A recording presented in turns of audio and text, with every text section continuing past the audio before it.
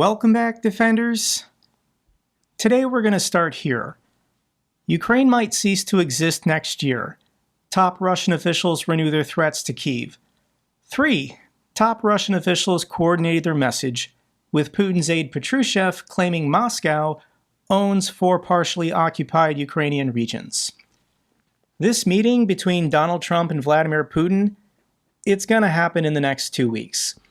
So right now the Russians are doing everything they can to try and convince the world that Ukraine's already lost. Ukraine can't win, so you might as well just let Russia win. Give Russia everything they've failed to take their own on the battlefield the last 3 years.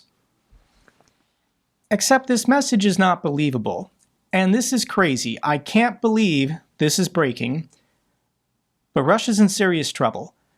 Russia's preferential defense loans a ticking time bomb for Moscow's economy. Russia forces banks to provide loans to military companies working for the war against Ukraine. Their volume has become so huge that its central bank can't cover the system risk. Russia's secret $250 billion war fund threatens economic collapse. This was an analysis done by an ex-Bank of America vice chairman. The Kremlin has forced Russian banks to provide $250 billion in preferential loans to defense contractors, matching its own official government budgets. I'll put a link to this article down below, but I want to share with you the analysis from Timothy Milanovov. He's the president for the Kyiv School of Economics. And the name of this Morgan Stanley and Bank of America ex-vice chairman is Craig Kennedy. Kennedy's explosive analysis proves Russian economy is bankrupt. Craig exposes hidden defense debt and a credit bubble aggravated by punitive interest rates and sanctions. It is not an economic fortress, but Russia is a house of cards. So what's been happening? Russia funds its war through a dual system, the official defense budget and a covert banking finance scheme. Putin's narrative of economic resilience is unraveling as financial instability mounts. This is off-budget financing through forced bank loans equal to about $250 billion, matching the size of the defense budget. So Russia has not spent only $250 billion on this war. They've spent $500 billion by forcing private Russian banks to give basically unsecured loans, preferential loans to defense contractors to keep producing for the war. Now, normally these banks would vet the companies. Can this loan be repaid? And no, they can't. There was a clip a couple weeks ago from Solyov saying that he was speaking with these defense companies, and they're all insolvent. They've all been operating at a loss for 2 years. They can't balance their books given the demands from the Kremlin. Corporate debt in Russia has surged 71% to $415 billion, or 19% of GDP. This is private corporate debt equaling 20% of Russia's GDP. Now this 415 includes, I'm assuming, the 250 to defense contractors, meaning there's another 200 billion to other private Russian companies. Central bank was forced to raise interest rates to 21% to combat inflation caused by this preferential lending scheme. The reason why Russia's central bank has had to raise rates so aggressively is not just because of defense spending from the government, but from this loan scheme the Kremlin has forced on private Russian banks. Russian banks operating under eased regulations, leading to aggressive lending without proper liquidity buffers. They required to provide below market rate credit to state-designated companies. 22% plus Gazprom borrowing, other high borrowing costs created financial distress among regular companies. State privatized credit schemes amount to about 20% of Russia's 2023 national output. So none of this is sustainable. This has been going on for 3 years, and I think the Russians just assumed the war would be over by now, and they would get back their frozen assets. The only way that Russia can save their banking system and save their defense industry and save their country and economy is if they get back that $300 billion that's been frozen in Western banks. This is why Putin has been so touchy about his money. If you want to bomb Russia with ATACMS, sure, they'll make noise. But Putin has been very sensitive about the seizure of this frozen Russian money because he needs it. He needs the war to stop now, and he has to get this $300 billion back. Otherwise, Russia's going to collapse this year. This is not sustainable. And I don't think people knew about this. Like, I didn't even know about this. This ex-Bank of America basically uncovered it and then wrote an article on Substack. But this is insane. This is not sustainable. This is a ticking time bomb. And this is going to lead to capital flight and a bank run. And sure enough, ordinary Russians are now sounding the alarm. Russians are becoming worried about the freezing of their bank deposits as inflation in Russia keeps growing. Russian authorities are denying it, which makes Russians even more anxious. You can't tell if something's really true until the Kremlin denies it. And this is an incredible clip. This is a clip from Russia's State Duma talking about Russians scared that their private deposits in banks will be frozen, seized, or they won't have access to their own money. So this clip is from the head of the New People Party, Alexei Nacharev, and he proposes to pass a law according to which the central bank will be able to make decisions on citizen savings only with the consent of the State Duma. Now, I've been making these videos about Russia for 3 years now, and I don't think I've ever shown you a clip from Russia's State Duma. This is their equivalent of Parliament or Congress, and I never share clips from these people because it's irrelevant. Putin is a dictator. Russia is an authoritarian country. Putin makes all decisions, and the State Duma is a rubber stamp. So to play for you a clip of actual dissent, of actual discussion and debate occurring, this means that ordinary Russians are very concerned about the future of their economy. Here's what he says. We need 3 people to press the nuclear button, and one of them is the president of Russia. And we have enough of one CB central bank to do something with the warehouses. Yes, the central bank, of course, answers that there will be nothing.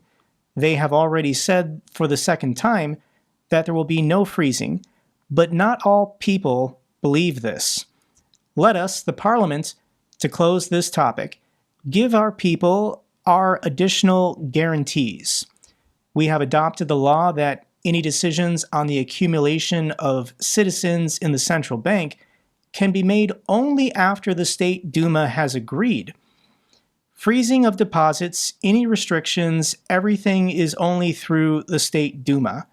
That's how it was with the dollar deposits. Nothing was frozen, but they took it.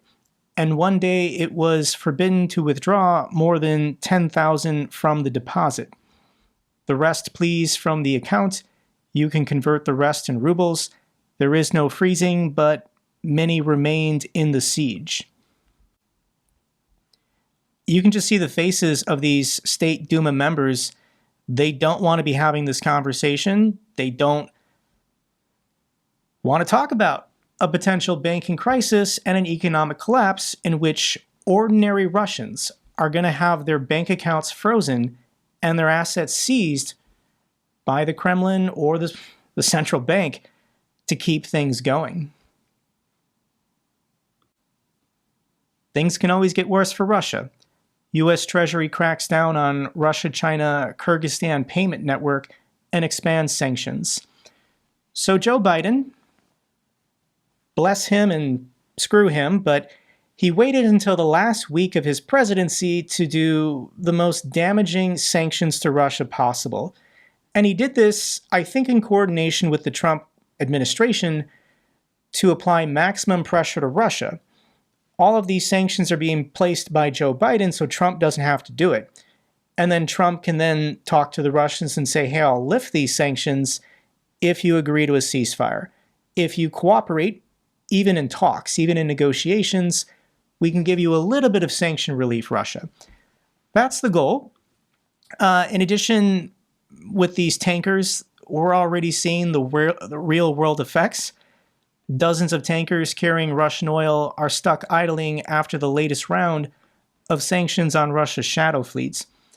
And there's now dozens of ships that have dropped anchor. They don't know where to go. They're either returning to Russia and not sure if they can still operate, or they have a full cargo and don't know of any ports that will accept them. So currently it's estimated that the shadow fleet that was sanctioned, this is like 160 ships, they were currently carrying a fifth of all of Russia's offshore oil. So let's check on the price of ICE Brent crude. What is it doing? And it's going up. Just a month ago, or a month and a half, the price for a barrel of oil was $71, and now it's up to $81. This could potentially spike higher. I know there are some countries in OPEC, like Saudi Arabia, who said they would increase production. I think there's more production that can be accomplished here in the United States. Trump has said this is one of his primary focuses. We need to hit Russia hard and knock as much of their oil capacity offline, and then match that with increased production from countries that are not Russia. Big picture, everything in Russia is failing. Their shipping industry, their airline industry, their railroad networks, their banking system. And when there's a financial collapse, it builds, but you don't know something is wrong until the day everything is wrong. Case in point, the collapse of the Evergrande Group. This was China's largest property developer, and it collapsed. And this was kind of a big deal in 2021. Same thing with the collapse of Silicon Valley Bank here in the United States. This was a top story in 2023. And it was a run on the bank.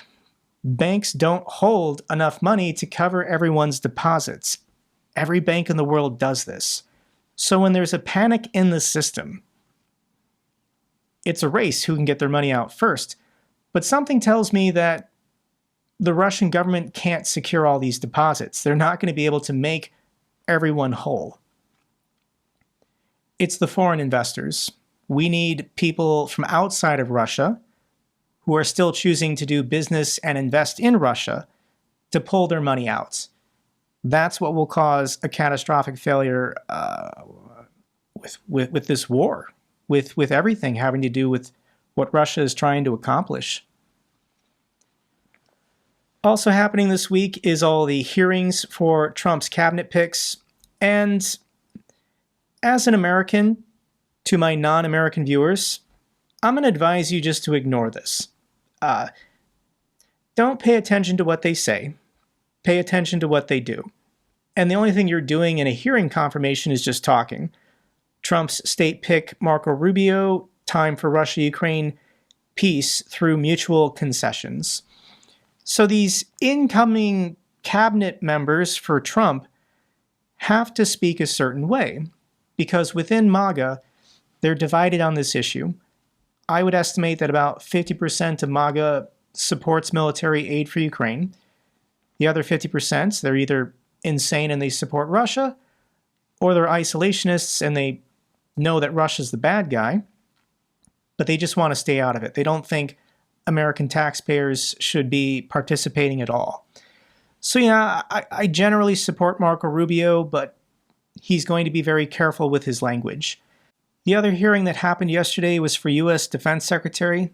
This is Pete Hegseth, and he stated this war needs to end. During his Senate confirmation hearing, Pete Hegseth, for the role of Pentagon chief, spoke barely about the Russian-Ukraine war, raising concerns about the future of U.S. military assistance to Ukraine.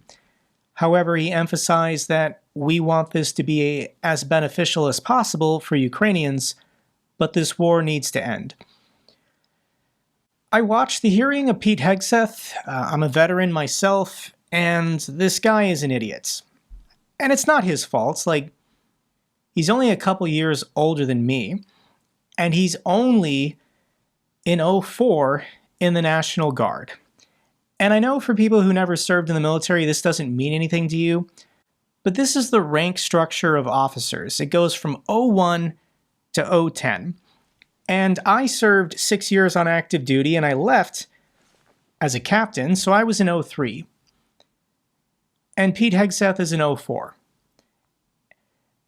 And to put this in perspective, Trump's first Secretary of Defense, General Mattis, was in '10.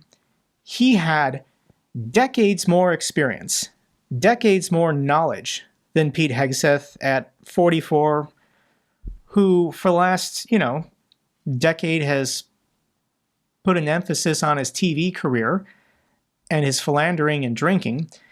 And there was this gotcha moment from Senator Duckworth. She asked him how many nations are in ASEAN. Hegseth said we have allies in South Korea, Japan, and Australia. And he just didn't know what ASEAN was. I don't know what ASEAN is. I am not qualified to be Secretary of Defense. So the knowledge and experience gap between an '04 and an '06 or an '07 or an '10 is massive.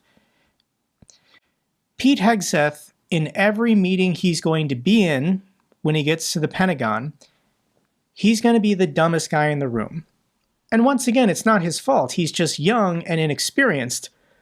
But he's going to be in meeting after meeting after meeting with GS civilians and colonels and generals who are going to have to stop the meeting to explain to him basic information.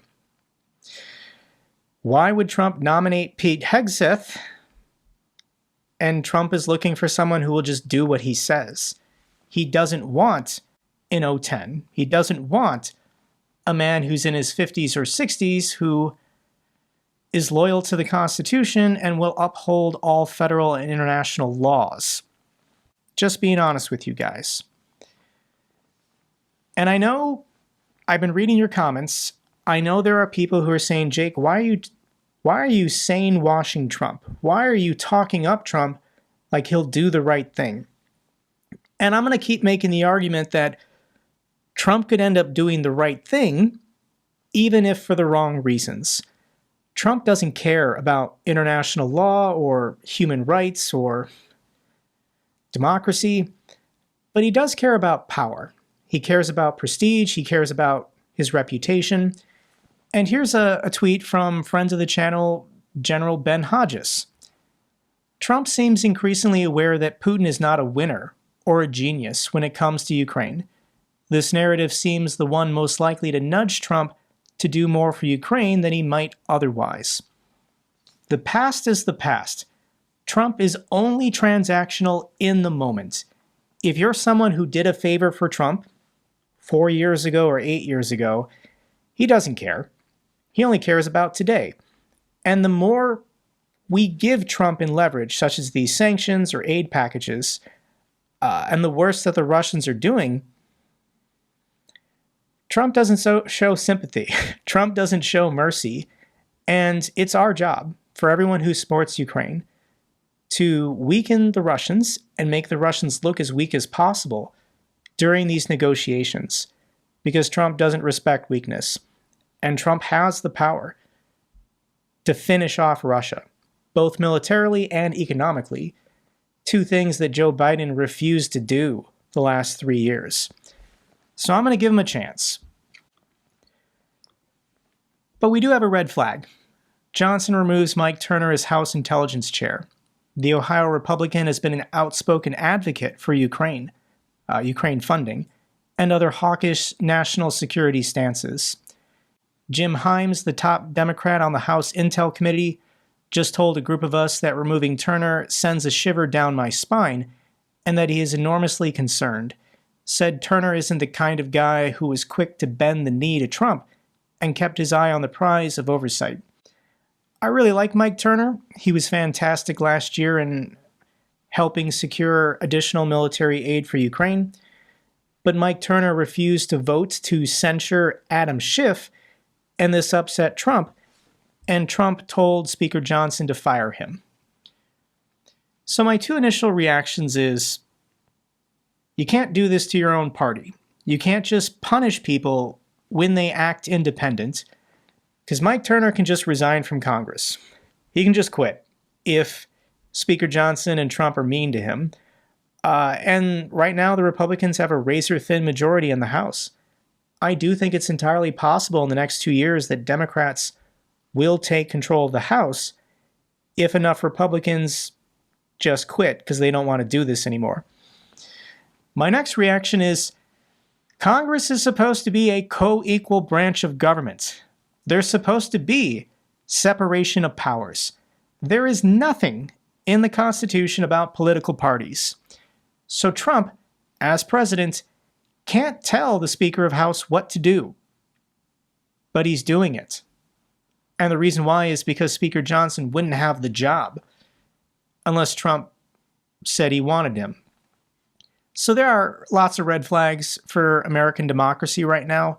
I am not blind to them, guys. I will be speaking about them. But in the short term, I'm talking the next 100 days. We need Donald Trump to do the right thing, even if he does it for the wrong reasons. So let's get to the bad news for Russia, and there's a lot today. Oil depot on fire in Russia's Voronezh region.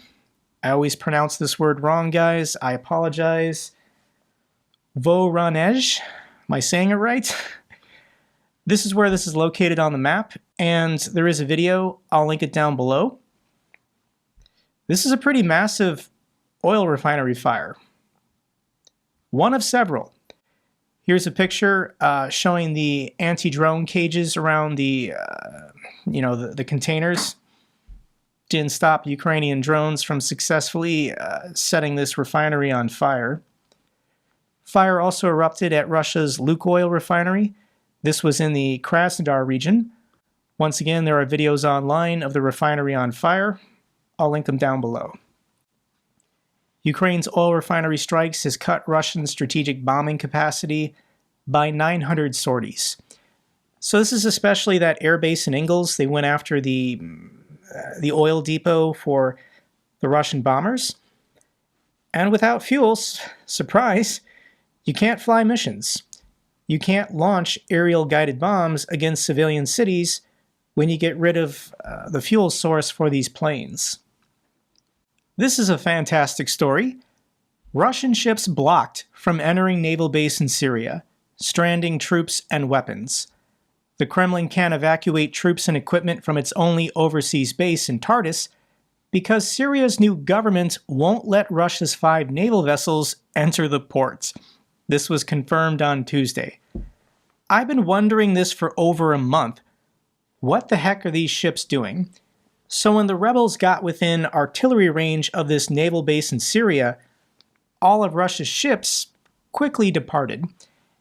And for over a month now, they've not been allowed to return. I was assuming that a fuel or a supply ship was going to come down to the Mediterranean and then help these ships get back to Kaliningrad. But apparently the Russians want to redock and then load up the ships with heavy equipment and personnel and whatever, and then go back to Russia. And the Syrians are telling them no. So Russian troops are ashore have started burning supplies and equipment that would not be evacuated. Both Ukrainian and Syrian news agencies have reported that Russian ground forces have lined up hundreds of military trucks, dozens of armored vehicles, dismantled radar systems, and at least 2 top-of-the-line S-400 anti-aircraft systems inside the port perimeter. Unlike troops, who might be evacuated by air from the nearby military airfield, that heavy equipment must be evacuated by sea, or it will be lost. So Russia is still around the clock airlifting out as much as they can, but there's just some heavy equipment that can only be evacuated by ship, and the Syrians are telling them no. Either destroy it yourselves, or leave it for us. Your ships cannot come back to the port.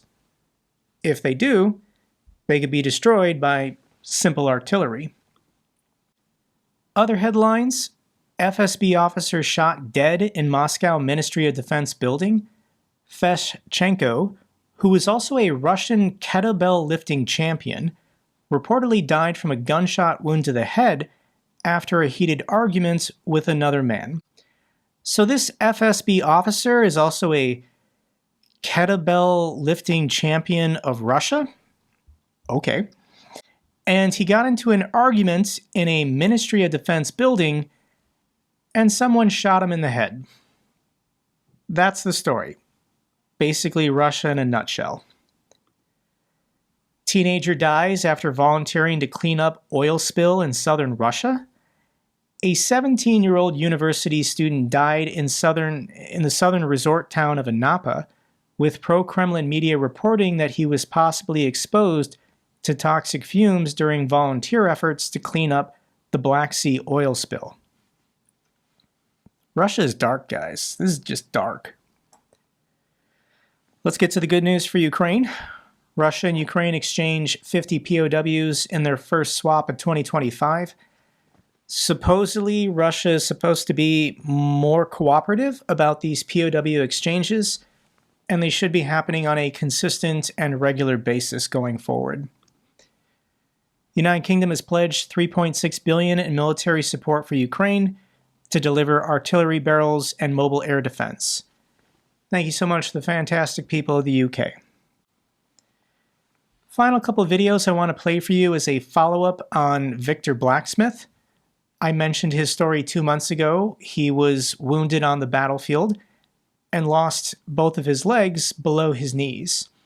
He was eligible for a surgery in Australia to get metal basically fused to his thigh bones. The surgery was a success, and he's been going through rehab the last 2 months. However, he's in need of financial assistance to afford his new prosthetic legs. Here's what he says. I am nearing my end of rehab. Some days are harder than others, but I believe you can help me and I can do it. By helping me, you give me my freedom and my life back. You can help me buy my permanent legs here. So let me play for you 2 of these clips.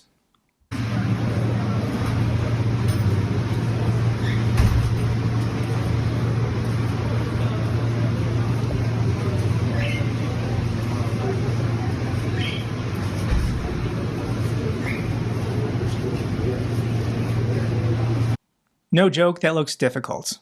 That looks difficult. Here's another video, another post from Victor. I need to get my own legs in 1 month. If you can help me regain my freedom. Here is his post.